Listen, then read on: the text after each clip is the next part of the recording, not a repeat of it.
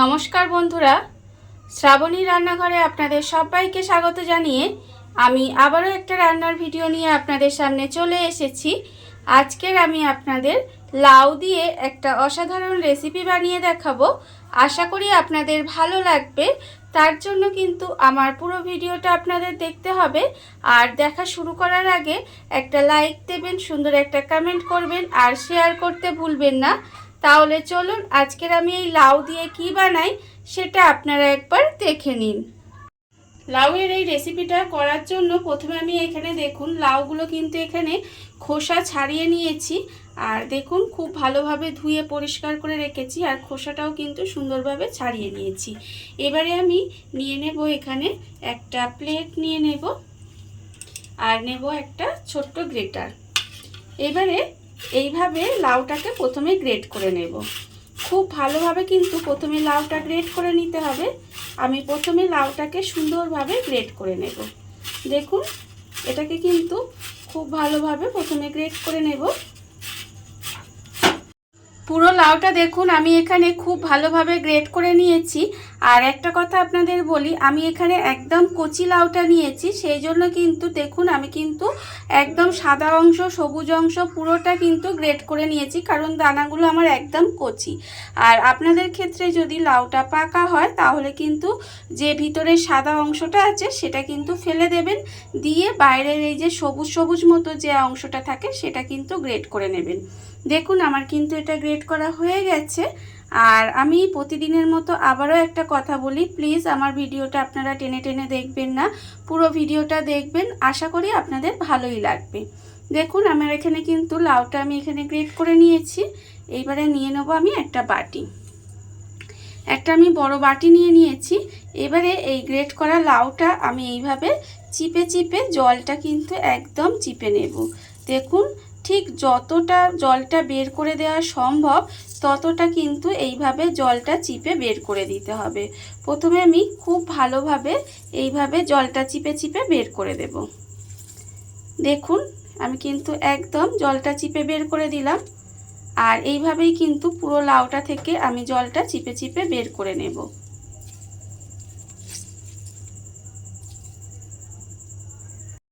লাউটা আমি এখানে দেখুন চিপে চিপে জলটা বের করে নিয়েছি। আর এইভাবে দেখুন পুরো একদম যতটা সম্ভব জল বের করে দেওয়া সম্ভব জলটা একদম চিপে বের করে নিয়েছি। এবারে আমি এর মধ্যে দিয়ে দেব পেঁয়াজ কুচি। এখানে আমি একটা মাঝারি সাইজের পেঁয়াজ একদম কুচি করে রেখেছি, সেই পেঁয়াজটা আমি এখানে দিয়ে দিলাম। আমি এখানে পেঁয়াজটা ব্যবহার করেছি, আপনারা যদি মনে করেন যে পেঁয়াজটা দেবেন না তাহলে কিন্তু নাও দিতে পারেন। মানে আপনারা যদি মনে করেন যে এটা নিরামিষ করবেন তাহলে কিন্তু পেঁয়াজটা দেবেন না, কারণ আমরা অনেকেই পেঁয়াজ রসুনকে আঁশ মনে করি, সেই জন্য কিন্তু পেঁয়াজটা ছাড়াও করা যাবে। দেখুন আমি এখানে পেঁয়াজ কুচি দিয়ে দিয়েছি। এবারে আমি এর মধ্যে দিয়ে দেব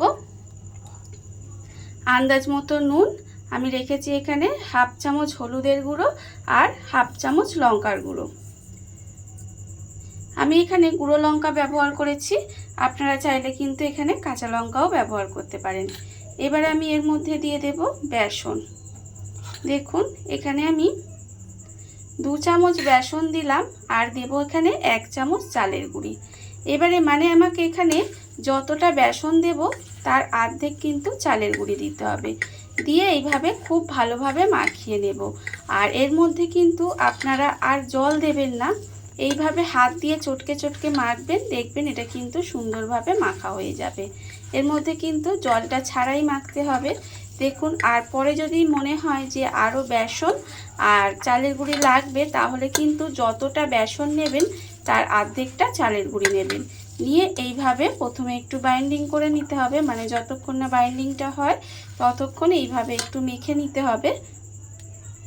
সমস্ত কিছু আমি এখানে দেখুন খুব ভালোভাবে মেখে নিয়েছি। আর অন্যদিকে কিন্তু গ্যাসটা অন করে একটা কড়া বসিয়েছি, কড়ার মধ্যে দিয়েছি বেশ কিছুটা সাদা তেল। আমি এখানে কি বানাচ্ছি বলুন তো? এতক্ষণে আপনারা দেখে নিশ্চয়ই বুঝতে পেরে গেছেন যে আমি কি বানাচ্ছি। হ্যাঁ, আমি বানাচ্ছি লাউয়ের কোপ্তা কারি। দেখুন এবারে এটাকে এইভাবে গোল গোল করে কোপ্তার মতো বানিয়ে নেব।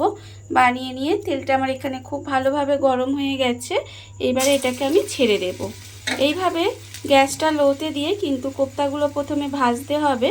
দেখুন তেলটাকে গরম করে নিয়ে গ্যাসটা লোতে দিয়ে এইভাবে কিন্তু কোপ্তাগুলো আমি ভেজে নেব।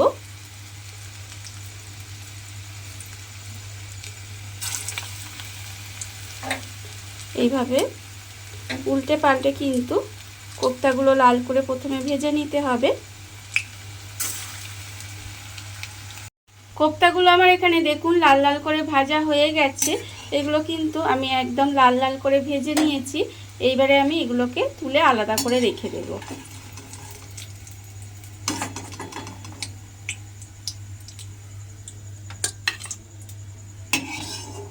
কোপ্তাগুলো আমি এখানে দেখুন আলাদা করে তুলে রেখে দিলাম। এবারে আমি আবারও কিন্তু ওই তেলের মধ্যে এইভাবে অন্য কোপ্তাগুলো দিয়ে আবারও কিন্তু এগুলোকে লাল করে ভেজে নিতে হবে। আমি এখানে পরিমাণে কম করছি, তাই আমি কিন্তু সব কিছুই কম কম দিয়েছি। আপনারা যদি পরিমাণে বাড়াতে চান তাহলে কিন্তু সব কিছুই একটু বাড়িয়ে দেবেন। দেখুন এবারে এই কোপ্তাগুলোও কিন্তু আমি লাল করে ভেজে নেব। সমস্ত কোপ্তাগুলো আমি এখানে ভেজে আলাদা করে তুলে রেখে দিয়েছি। আর অন্যদিকে দেখুন গ্যাসটা অন করে কড়া বসিয়ে দিয়েছি। আর আমি কিন্তু কোপ্তাগুলো সাদা তেলে ভেজেছিলাম, তেলটা আমি ঢেলে নিয়েছি, নিয়ে আবার কিন্তু রান্নাটা সর্ষের তেলে করব। সেই জন্য কড়াই দিয়েছি আমি এখানে প্রায় 3 চামচ মতো সর্ষের তেল। তেলটা আমার এখানে গরম হয়ে গেছে। আমি তেলে দিলাম অল্প একটু কালো জিরে ফোড়নে দিলাম। এইবারে আমি এর মধ্যে দিয়ে দেব টমেটো কুচি। একটা মাঝারি সাইজের টমেটো কুচি করে রেখেছি, সেই টমেটোটা আমি এর মধ্যে দিয়ে দিলাম।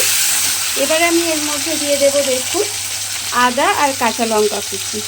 এখানে আমি 3টে কাঁচা লঙ্কা আর অল্প একটু আদা বেটে রেখেছিলাম, সেই আদা আর কাঁচা লঙ্কা বাটাটা দিলাম, কুচি না। এখানে আমি আদা কাঁচা লঙ্কা বাটা দিয়েছি।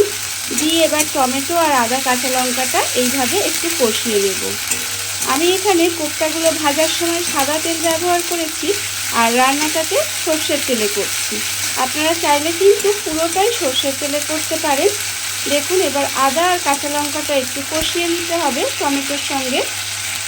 টমেটোর মধ্যে আদা কাঁচা লঙ্কা বাটাটা দিয়ে একটু কষিয়ে নিয়েছি। দেখুন এইবারে আমি এর মধ্যে দিয়ে দেব আন্দাজ মতো নুন। রেখেছি আমি এখানে 1/2 চামচ হলুদ গুঁড়ো, 1/2 চামচ কাশ্মীরি লঙ্কার গুঁড়ো, আর রেখেছি 1/2 চামচ চিনি। এখানে কিন্তু চিনিটা ব্যবহার অবশ্যই করবেন, তাহলে কি হবে রান্নাটা খেতে ভালো হবে। দেখুন গুঁড়ো মশলাগুলো আমি এখানে দিয়ে দিলাম। এবারে আমি এর মধ্যে দিয়ে দেব অল্প একটু জল দিয়ে মশলাটাকে প্রথমে খুব ভালোভাবে একটু কষিয়ে নেব। মশলাটা কিন্তু খুব ভালোভাবে প্রথমে কষিয়ে নিতে হবে। এমনভাবে আপনারা কষিয়ে নেবেন যাতে যতক্ষণ না পর্যন্ত তেলটা ছেড়ে দেয় ততক্ষণ পর্যন্ত কিন্তু গ্যাসটা লোতে দিয়ে এইভাবে মশলাটা কষিয়ে নেব।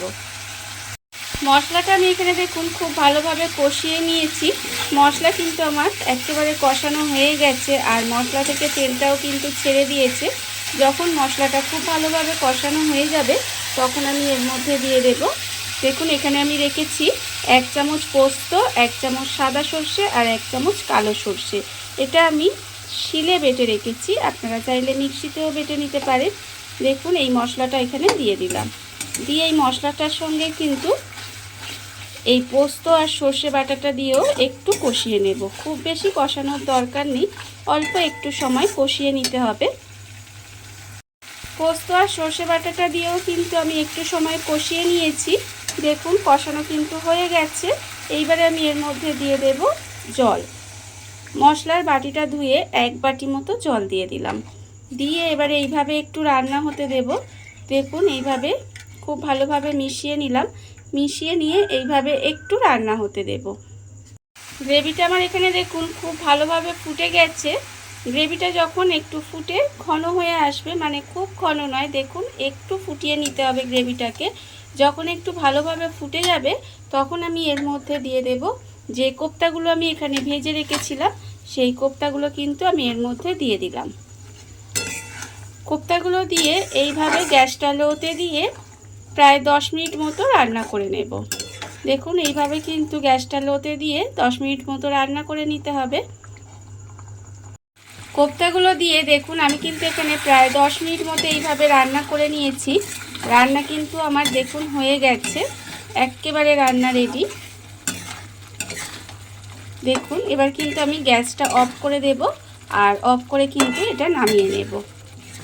এইভাবে আপনারাও একদিন হলেও বাড়িতে বানিয়ে দেখবেন, গরম ভাত দিয়ে কিন্তু আর কিছুই লাগবে না। দেখুন রান্না আমার রেডি হয়ে গেছে, এইবারে আমি গ্যাসটা অফ করে দেব। দেখুন বন্ধুরা, বাড়িতে থাকা কত অল্প উপকরণে কত অল্প সময় কত সুন্দর একটা লাউয়ের রেসিপি বা লাউয়ের কোপ্তা কারি যাই বলেন না কেন তৈরি হয়ে গেছে। আপনারা দেখতেই পেলেন, আর এটা কিন্তু খেতে অসম্ভব সুন্দর হয়। এইভাবে আপনারাও একদিন হলেও বাড়িতে বানিয়ে দেখতে পারেন। আর এই ভিডিওটা যদি আপনাদের ভালো লেগে থাকে, আপনারা যদি ফেসবুক থেকে দেখে থাকেন পেজটি ফলো করে দেওয়ার অনুরোধ রইল, আর যদি ইউটিউব থেকে দেখে থাকেন চ্যানেলটি সাবস্ক্রাইব করে নেওয়ার অনুরোধ রইল। তাহলে চলুন ভিডিওটা আমি এখানেই শেষ করছি। আপনারা সবাই ভালো থাকবেন, সুস্থ থাকবেন। আবারও হাজির হব নতুন কোনো রান্না নিয়ে।